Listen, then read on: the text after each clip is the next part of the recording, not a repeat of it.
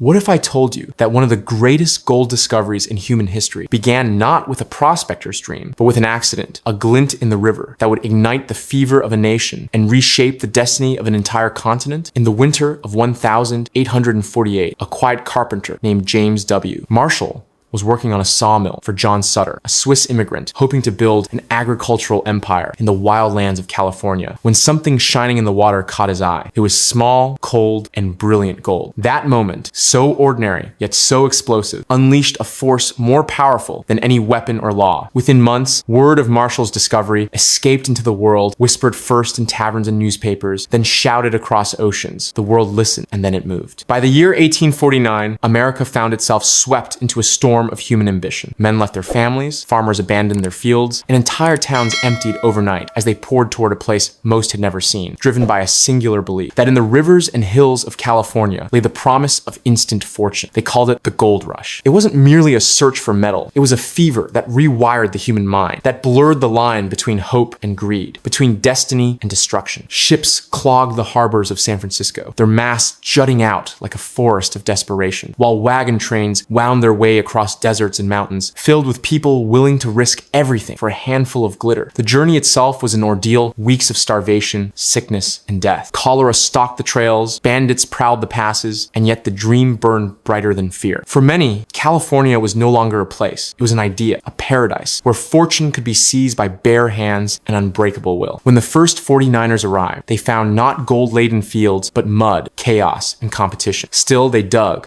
They panned, they fought. The rivers of the Sierra Nevada rang with the sound of metal striking stone, of men shouting victory and cursing ruin. And for every one who struck it rich, 1,000 others found only heartbreak. The hills became crowded with broken men, their eyes hollow, their pockets empty, their dreams eroded by exhaustion. But while they struggled, others watched with sharper eyes. The real fortune, as it turned out, wasn't in the gold. It was in the people chasing it. Merchants sold shovels, pans, boots, and hope at impossible prices. A young entrepreneur named Levi Strauss sold durable denim trousers that outlasted the miners who wore them. Samuel Brannan bought every pickaxe and pan in sight, then ran through the streets of San Francisco yelling, "Gold! Gold from the American River!" By the time the rushers came, he was already rich. Banks rose where tents had been, saloons, gambling halls, and brothels flourished. Money poured through the city like whiskey, and with it came crime, corruption, and feverish expansion. San Francisco transformed from a sleepy outpost of 800 people to a roaring city of more than 25,000 almost overnight. The gold rush had turned California into the wild beating heart of a new America, lawless, greedy, and unstoppable. Yet beneath the glitter was a darker truth. The rivers that once ran clear were poisoned by mercury and silt. Forests were razed, hillsides blasted apart by hydraulic cannons that stripped entire landscapes to bare stone. Native American tribes, who had lived in these valleys for thousands of years, were driven off their lands, hunted, enslaved, or killed. Within a few short decades, the native population of California plummeted from over 150,000 to less than 30,000. What had begun as a dream of opportunity became a machine of destruction, grinding human lives and natural beauty into dust. John Sutter, the man whose land had sparked it all, watched helplessly as his dream of an agricultural paradise collapsed beneath the weight of gold-hungry invaders. His workers fled, his property was overrun, and by the end of his life, the man who once owned half of Northern California died penniless and forgotten. Ironically, even James Marshall, the discoverer of gold itself, died, broke, scorned, and bitter his great discovery, having enriched everyone but him. But history, indifferent as it is, kept moving forward. As the gold in the rivers dwindled, mining became industrial. Corporations took over, wielding machines instead of shovels, employing armies of laborers instead of lone dreamers. The age of the prospector was over. The age of American capitalism had begun. Railroads carved across the land, funded by gold wealth and built on human backs. Cities rose from the dust, connected by telegraphs and trade routes. The gold rush had not just changed California, it had changed the entire nation. It accelerated America's march westward, cemented San Francisco as a gateway to the Pacific, and inspired millions to believe that wealth was no longer inherited but discovered. That belief, that intoxicating faith in sudden fortune, became the cornerstone of the American dream. But like all dreams, it had a shadow. The psychological toll of the gold rush was immense. Greed became virtue. Risk became religion. Men gambled not only their money, but their morality. They lied, stole, and killed for flakes of metal they could cradle in their palms. Churches rose beside saloons, but faith couldn't cleanse the fever that gripped the land.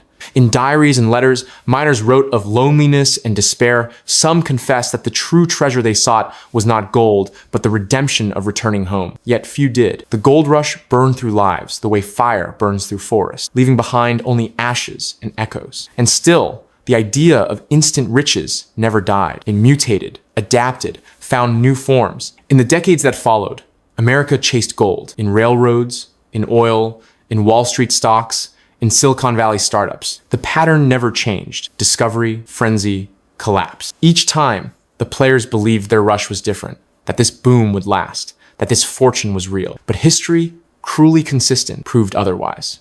The same psychology that drove the 49ers to pan the rivers drives the modern investor to refresh their stock app. The same hunger that sent men across the continent now fuels billion-dollar tech bubbles and cryptomanias.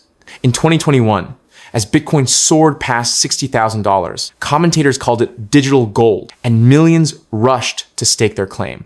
When the crash came, it was swift and merciless. Fortunes vanished overnight, and yet, as always, the rush returned again because the human heart has learned nothing from the rivers of California. Even today, the scars of the gold rush remain carved into the land. In the Sierra foothills, old mines still leak poison into streams. Ghost towns crumble beneath the sun, monuments to greed and grit. But those scars are more than geological, they're spiritual. The gold rush taught America how to dream, but it also taught it how to forget. Forget the cost, the suffering, the stories buried beneath the glittering myth. For every tale of triumph, there are hundreds of men whose names will never know. Men who froze in the mountains, drowned in rivers, or simply disappeared into the dust. Yet without them, California would not exist as it does. Without their desperation, the modern world might never have taken shape, for it was through their failure that new systems were born.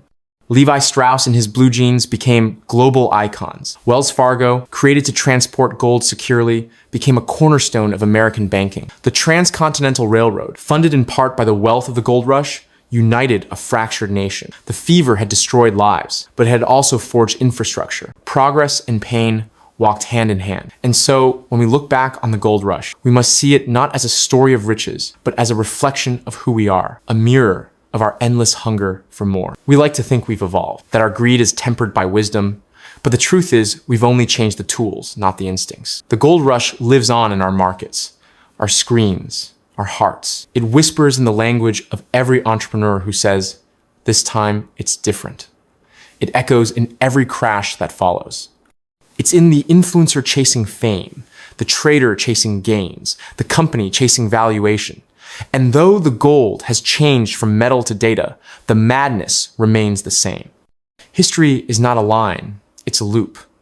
And the California gold rush was one of its loudest turns. Yet, amidst all the chaos and cruelty, there is a strange beauty in the story, a testament to human endurance, to our refusal to give up, even when the odds mock us. Those men and women who crossed oceans and deserts in 1849 were driven by the same flame that drives explorers, artists, and innovators today. The difference lies in what we choose to worship. Some chased gold, others chased meaning. The tragedy is that most never knew which they were really after until it was too late. When the dust finally settled and the last pan was emptied, California stood, transformed a land of promise and contradiction, of wealth built on bones, of dreams that burned too bright. The gold rush gave birth to legends, cities, and capitalism as we know it. It taught nations that fortune could be found, not inherited. It made America believe in miracles, and in doing so, it cursed it with perpetual restlessness. Because once you've tasted the rush of gold, nothing else ever feels enough. The story of the gold rush is ultimately the story of us. Brilliant, reckless, and endlessly hungry. We are still panning the rivers of life, searching for something that glitters, hoping it's real, fearing it's not. And maybe that's what makes the tale so haunting, it never truly ended. The dream of sudden wealth, the allure of risk, the blindness to consequence, they are threads woven into our DNA. From the muddy rivers of 1849 to the digital frontiers of today, the rush continues. The faces have changed, the tools have evolved, but the fire is the same. It is the fire that built America and the fire that threatens to burn it down. So when you hear the story of the gold rush, don't just think of pickaxes and nuggets. Think of what it awakened in us, what it revealed about our nature. Think of the carpenter who found a sparkle in the river and unknowingly set the world ablaze. Think of the millions who followed, driven by hope and destroyed by it. And then ask yourself, if you had been there, standing on the banks of the American River, watching the sunlight dance on that golden stone, would you have picked it up, or would you have walked away? Because in the end, the gold rush was never about gold at all. It was about desire, the unstoppable, untamable force that builds empires and breaks souls. It was about the belief that wealth could rewrite destiny. And it was about the truth we keep refusing to learn, that gold is never just metal. It is a mirror, reflecting who we are and what we're willing to do for the shimmer of a dream.